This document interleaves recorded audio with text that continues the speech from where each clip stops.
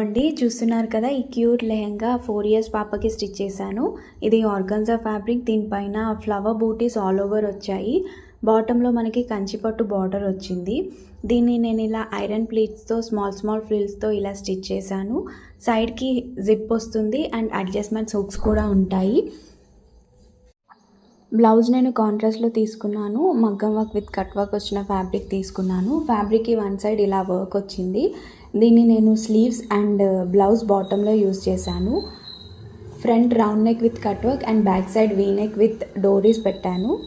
ఇది overall look అయితే ఇలా ఉంది. ఈ కస్టమైజేషన్ మీకు నచ్చినట్టయితే లైక్ చేయండి, షేర్ చేయండి. డీటెయిల్స్ కోసం DM చేయండి. Thank you for watching.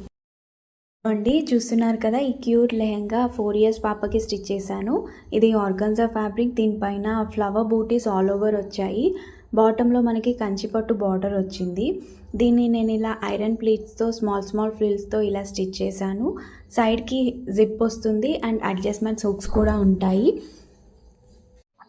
Blouse నేను కాంట్రాస్ట్లో తీసుకున్నాను. మగ్గం వర్క్ విత్ కట్ వర్క్ వచ్చిన ఫ్యాబ్రిక్ తీసుకున్నాను. ఫ్యాబ్రిక్కి వన్ సైడ్ ఇలా వర్క్ వచ్చింది.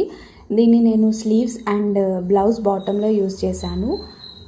Front round neck with cut work and back side V neck with డోరీస్ పెట్టాను.